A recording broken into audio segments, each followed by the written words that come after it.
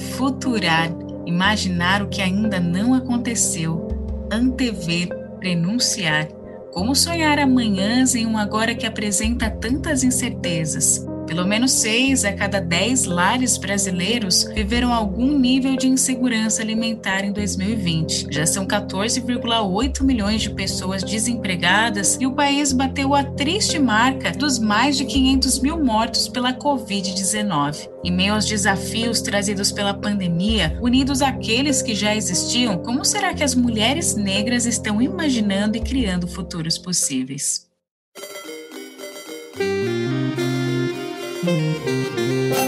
Eu sou Jéssica Moreira e essa é a série Futurar, uma parceria Conversa de Portão e Revistas Mina, que em 3 episódios vai conjugar o verbo futuro com mulheres negras que fazem acontecer no presente sem nunca esquecer do passado.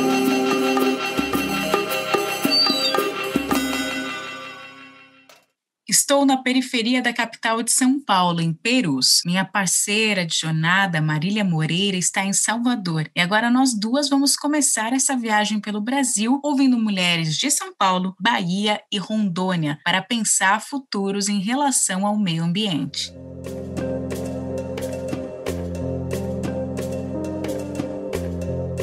Antes de começar nossa jornada, queria falar sobre uma ideia essencial para o nosso exercício de futuração, o afrofuturismo. Um conceito que de cara talvez faça você associar a ficção científica na literatura ou no cinema, mas que fala de ainda mais coisas. Para entender e poder explicar aqui, lemos vários artigos, ouvimos podcasts e conversamos com Zaika Santos, multiartista, cientista e pesquisadora do afrofuturismo, afropresentismo e African Futurismo e coordenadora do Black Speculative Movement no Brasil. E olha, daria para falar disso por horas, mas eu vou tentar resumir.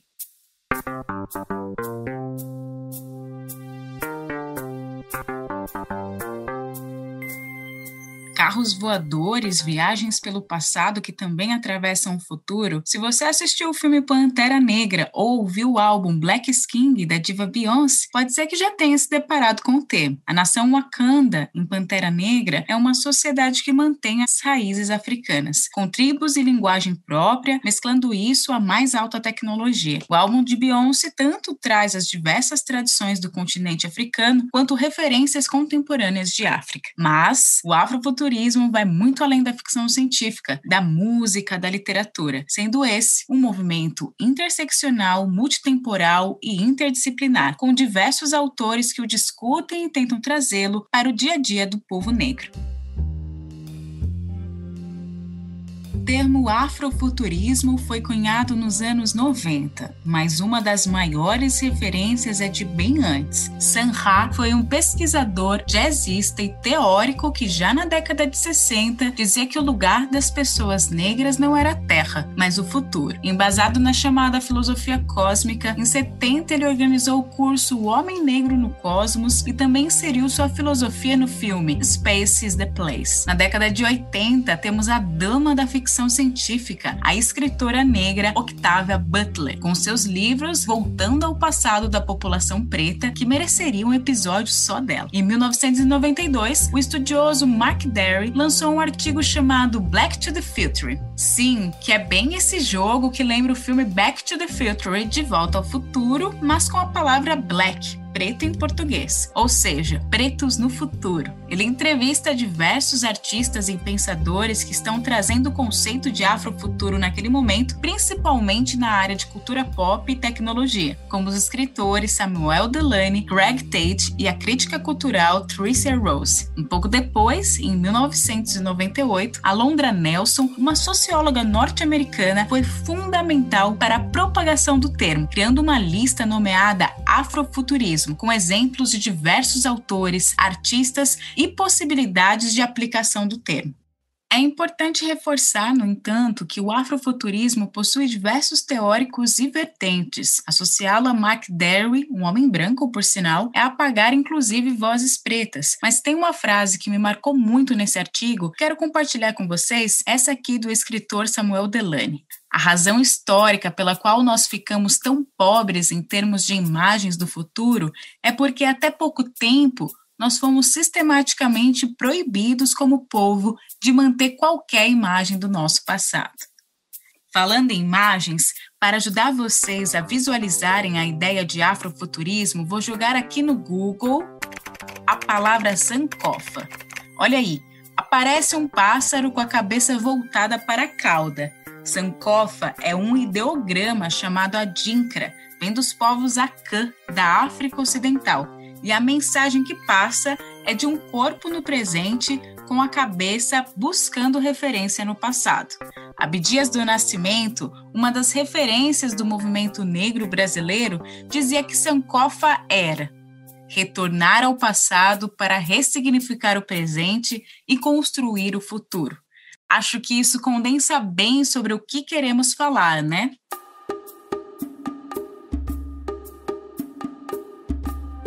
Agora que apresentei o afrofuturismo, vamos usar esse conceito para olhar para a questão ambiental aqui no Brasil. Para buscar no passado as imagens que nos foram negadas, eu e Marília chegamos no portão de Ana Lúcia dos Santos Silva, Donana, no quilombo Quingoma. Esse lugar, não só histórico, como também sagrado, é uma extensa área verde, com chão para correr, rios e muito fruto no pé. Está situado no município de Lauro de Freitas, divisa com Salvador. Aproximadamente 3.500 pessoas vivem no local, reconhecido pela Fundação Palmares como um dos primeiros quilombos do Brasil. O quilombo Quingoma data desde 1569, com a chegada dos 3 primeiros navios negreiros aqui na época da colonização. E o destino desses 3 navios era ir para o sul da Bahia, para a retirada de pau-brasil e o comércio. Então, os escravizados iam trabalhar lá. A palavra Quingoma vem da junção de Quingoma, que são os atabaques. Segundo Donana, Quingoma também era um rio que banhava as águas de Angola. Uma curiosidade, o quilombo Quingoma está num bairro chamado Portão. Isso mesmo, existe um bairro com o nome da nossa conversa. Mas, voltemos. Embora a Donana não tenha nem chegado aos 60 anos, a quilombola traz a marca da ancestralidade em sua fala. Aos 57, é a líder espiritual, a griot de seu território. Então, foi criada em Portão por minha avó, a Benedina de Brito, da qual eu herdei a herança de ser rezadeira, herdei a herança religiosa. Fui criada por ela, educada por ela, até os 14 anos, quando ela faleceu. Mas antes dela falecer, ela me contou muitas histórias, muitas lendas, muitos causos. Era costume dela botar os netos sentados na esteira, ela no banquinho dela, com o cacetinho dela na mão, contando as histórias e trançando os cabelos da gente, né? Foi com Dona Benê que Donana aprendeu que a gente, a natureza e o sagrado é, na verdade, uma coisa só. E para isso, ela retoma o tempo em que a África e a América eram um só continente. Nosso povo, nossos continentes eram unidos, e hoje a gente é ligado pelo oceano. Quando o nosso povo veio, os seus origens vieram também. A sua religiosidade veio junto, porque isso não se separa, isso não se corta, isso não se suprime de alguém, nem do povo, não se suprime. Então, quando nosso povo veio junto nosso ancestral, nossos ancestrais, veio junto nossos guias, veio junto ao Baloaê, para dar força a esse povo a resistir até hoje. Veio Yansan, vem todos os guias para ajudar o povo a resistir. Falar com Donana nesse momento de pandemia é encontrar e criar imagens de um passado que nos foi negado. Saber da ancestralidade, dos ensinamentos de suas mais velhas, fez de Donana uma defensora desse território, hoje ameaçado pela especulação imobiliária. É por isso que o quilombola, ele anda com os pés descalços. Quem é de axé anda de pé descalço, porque a nossa planta do pé sente a energia da terra. A terra nos alimenta, nos dá energia para a gente sobreviver, para a gente viver. Então, essa lógica de destruir o meio ambiente para se formar uma selva de pedra é suicídio, é suicídio da humanidade, é suicídio, é matar o meio ambiente e dentro desse matar, morrer dentro dele. Donana diz isso porque mesmo com o reconhecimento do quilombo, a comunidade do Quingoma vem sofrendo situações de injustiças ambientais desde 2013, quando a concessionária Bahia Norte anunciou o projeto de construção da Vila Metropolitana Camaçari Lauro de Freitas, que vai cortar a área urbana do município e atravessar as regiões do quilombo, caso se torne realidade. E esse quilombo é o quilombo ancestral. Porque se aqui é o primeiro quilombo do Brasil, foi feito o primeiro culto religioso afro-brasileiro aqui dentro dessas terras do Quingoma. Alguém pode reclamar, o historiador não escreveu, o problema dele. Porque não está registrado algum problema de quem não registrou. Mas a gente registrou aqui e aqui, na pele, na resistência. Então não adianta vir para cá e dizer, isso não está comprovado. O problema é de quem não comprovou, mas a gente comprova porque a gente respeita os nossos idosos, a gente ouve o que eles têm a dizer, e para a gente a história é eles que sabem. A gente não aceita história de colonizador, não. Nossa história é a nossa história e quem conta ela somos nós. Eu, descendente, Rejane, nativa, nascida e criada aqui, e eu que recebi a missão de ser a mãe desse território com muita honra, com muito prazer, apesar de eu sofrer de comer o pão de abamaçô, como diz o povo, não é brincadeira.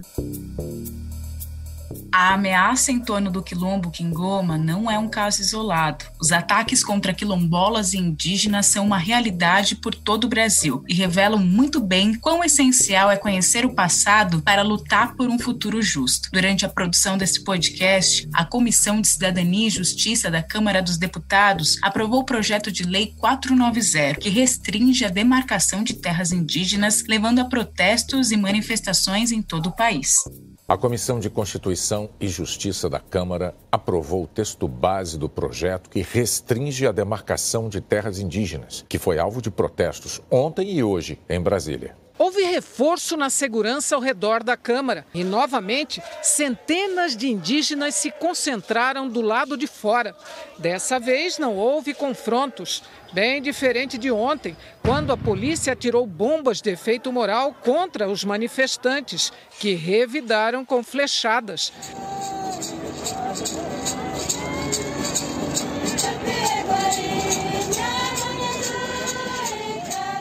No dia 25 de junho, os povos indígenas Guarani-Mubuá, das terras do Jaraguá, que fica a 15 minutos da minha casa, protestaram fechando a rodovia Bandeirantes, no extremo norte da capital paulista. Em um ato pacífico, com crianças e mulheres na linha de frente, eles mostraram seu apoio aos indígenas que estavam em Brasília e disseram mais uma vez não a esse retrocesso. Eu estive lá e ouvi a liderança indígena Sônia Aramirim. Essa pele, como nós sempre estamos falando, é a pele da morte, né? É uma pele que tira todos os direitos já conquistados pela Constituição de 1988. Então, ela tira direitos nossos, né? Direitos de vida, direito pela terra, direito de vivermos como povos indígenas. Então, é uma pele muito perigosa, mas o mais perigoso hoje é o marco temporal que vai ser votado no dia 30. O marco temporal, ele tira todas as demarcações de terra já demarcadas. Então, é um governo perigoso hoje que nós estamos vivendo.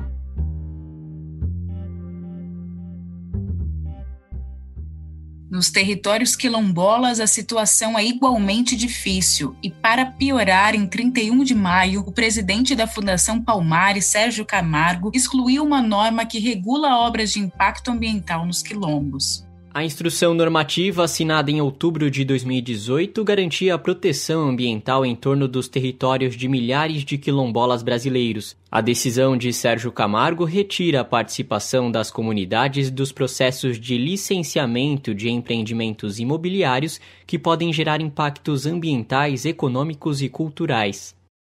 Na prática, retirar essa norma é dar aval para qualquer empreendimento entrar em terras quilombolas. Antes, isso estava nas mãos da Fundação Palmares e agora ficará sob a responsabilidade do INCRA, Instituto Nacional de Colonização e Reforma Agrária, que está com um orçamento reduzido de 92% no governo de Bolsonaro. Aliás, foi nessa gestão que tivemos um ministro do Meio Ambiente inimigo do próprio meio ambiente, Ricardo Salles.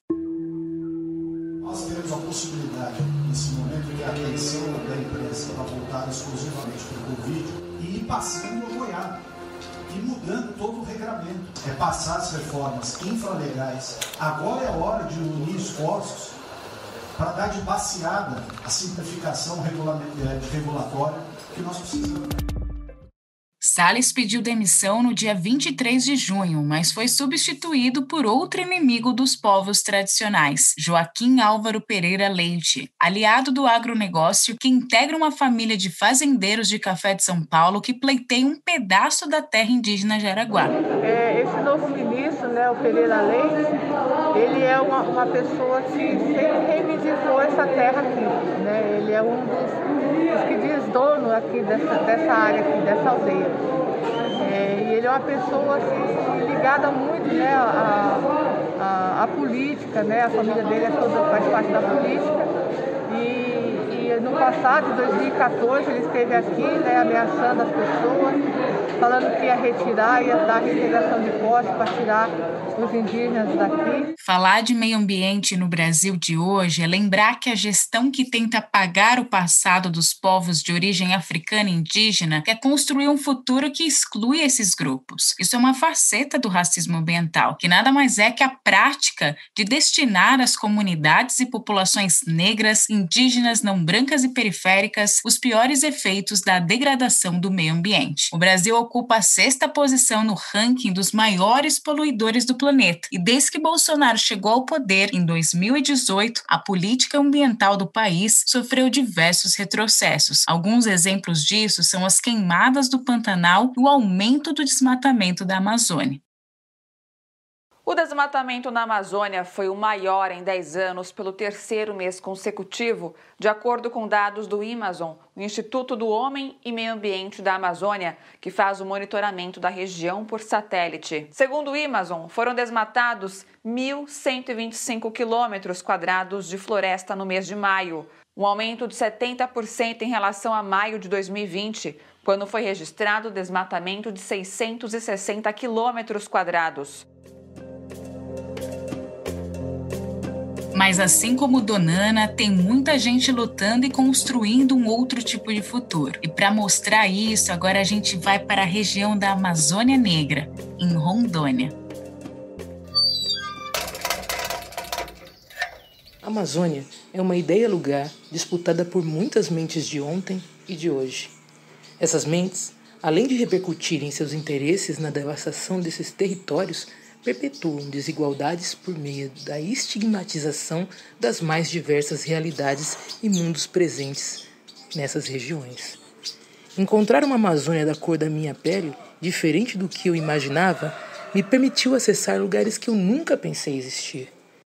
Essa que você acabou de ouvir é a Marcela Bonfim. Marcela é paulista e economista de formação, mas foi ao chegar em Rondônia com suas lentes apuradas que ela realmente se encontrou, não só como fotógrafa, mas também como mulher negra. Vivenciar esses lugares, esses muitos lugares que constituem a Amazônia, me despertou consciência e diversas formas de invisibilidades, todas cultivadas nesses territórios, quase relacionadas aos povos originários, aos indígenas, que vão sendo apagados no tempo pelos recém-chegados pioneiros, numa tentativa neocolonial de cristalizar um marco zero posterior à história das origens da Amazônia. Um marcante fato ou forma de invisibilidade ocorreu e ainda ocorre no esteio de uma regionalização do corpo negro, a ponto de se tentar reforçar a ideia das raízes negras apenas restritas ao Nordeste.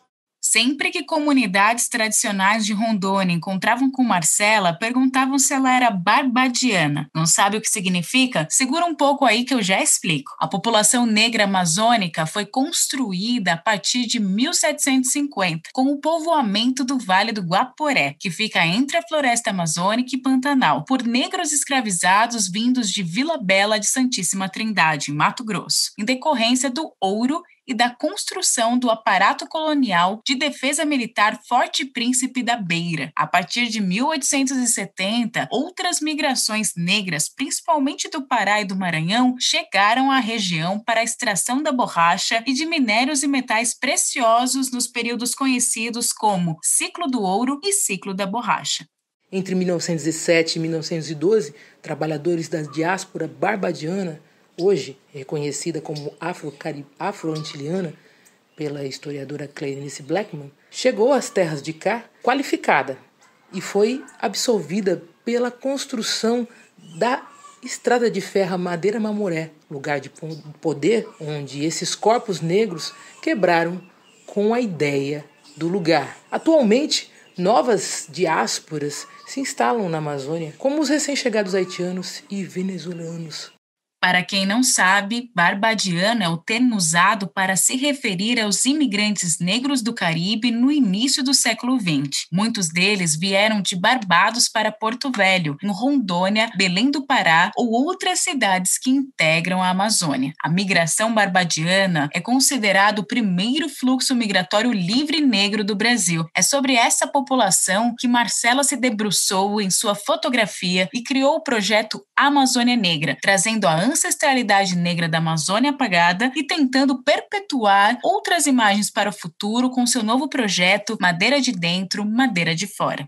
Hoje, prosseguir com esse desvelamento e circulação dessas histórias, imagens, corpos, é um modo de não deixar de ver como o corpo negro fez e faz o Brasil tal como ele é. E, sobretudo, como o Brasil poderá ser quando admitir, se reconhecer e valorizar as suas raízes indígenas e africanas. Há uma Amazônia negra que são várias. No meu trabalho, tenho me encontrado com a Amazônia indígena e negra, cujo afeto, imagem e destino brota da terra.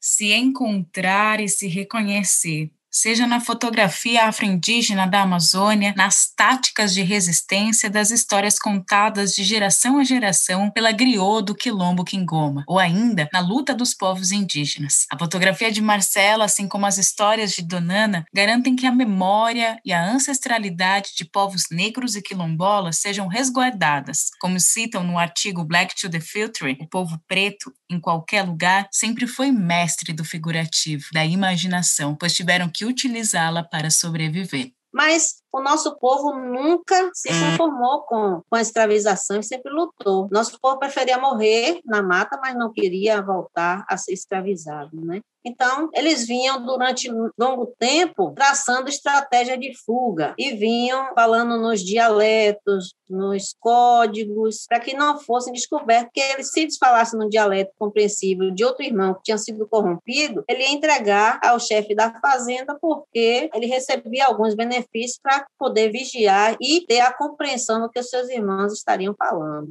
Mas nosso povo é muito inteligente, resistente, por isso que nós estamos aqui até hoje. E começamos a traçar um código. E foi assim que se traçou um código. Nesse código era dito que quando chegasse a época do plantio, e se estivesse às margens do rio, iria se formar a fuga coletiva. Um grupo estaria já organizado para fugir. E foi aí que, ao estar perto do rio Joanes, das suas margens, os nossos irmãos compreenderam que havia chegado a hora da liberdade, da tão sonhada liberdade.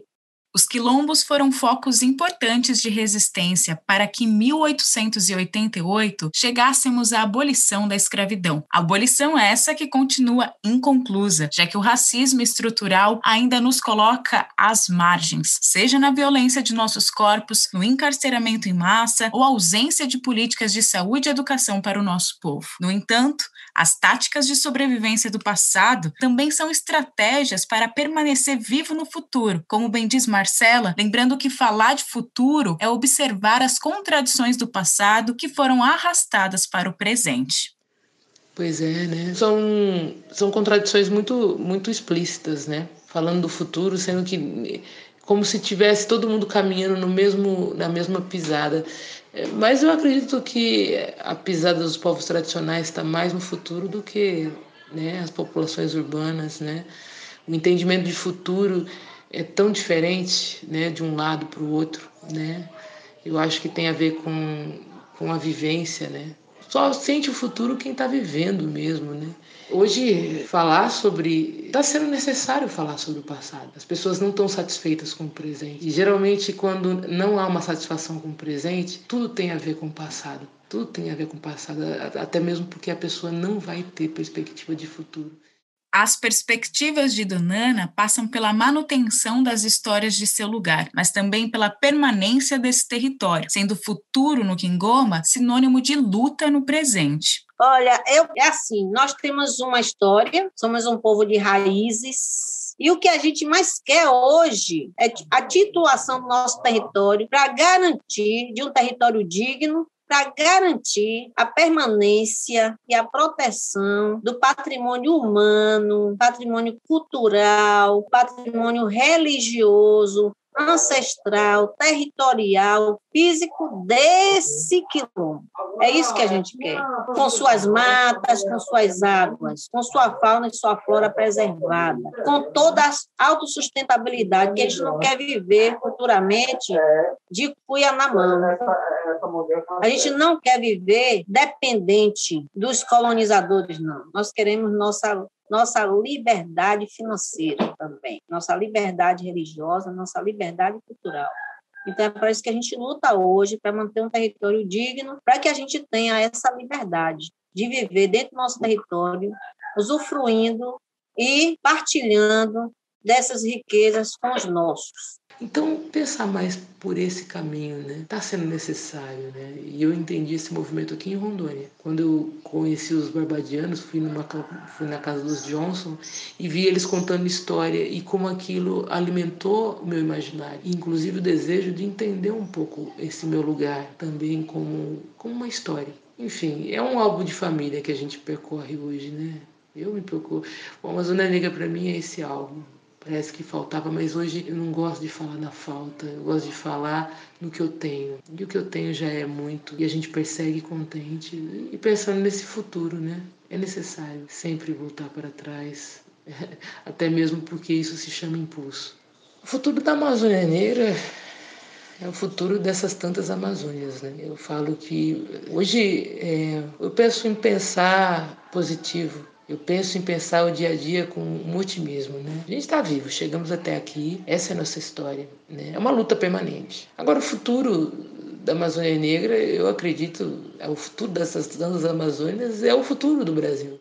Visitar os territórios indígenas, quilombolas e negros pelas vozes de Donana, Marcela e Sônia nos fizeram voltar no tempo, mas também nos situar no presente, pois os desafios do passado continuam no agora dessas populações. Falar de futuro para todas elas é falar de ação urgente, de ação nesse momento, pois só assim irão conseguir garantir um futuro no qual as histórias de seus ancestrais possam existir. Como diria Nathalie Neri, afrofuturismo é a ideia radical de imaginar pretos vivos no futuro, e só haverá uma população negra viva, assim como toda a humanidade, se houver agora a preservação de territórios tradicionais, como os quilombolas, indígenas e a Amazônia, esse espaço por onde não só a gente, mas o mundo todo respira. Se você acredita e confia no trabalho que o Nós Mulheres da Periferia e a revista Asmina fazem, contribua com nossas campanhas no Catarse. Para doar, basta acessar o site www.catarse.me e nos procurar por lá. Esse foi o primeiro episódio da série especial Futurar, uma parceria Conversa de Portão e Revista Asmina. O Conversa de Portão é um podcast produzido pelo Nós Mulheres da Periferia em parceria com o UOL Plural, um projeto colaborativo do UOL com coletivos e veículos independentes. Semanalmente, nós ouvimos a história, a opinião ou análise de mulheres sobre assuntos que são importantes para nós. Eu sou Jéssica e junto a Marília Moreira fiz pesquisa e roteiro desse episódio, com edição de Helena Bertot e Lívia Lima. Ele foi produzido por Carol Moreno, trilha sonora e edição por Trilhará, e nesse episódio utilizamos áudios do Jornal Nacional da Globo, Seu Jornal da TVT, Agência Pública e Brasil de Fato. A série Futurar foi apoiada financeiramente pela organização Puentes. Eu fico por aqui e até o próximo app da série Futurar sobre economia do cuidado.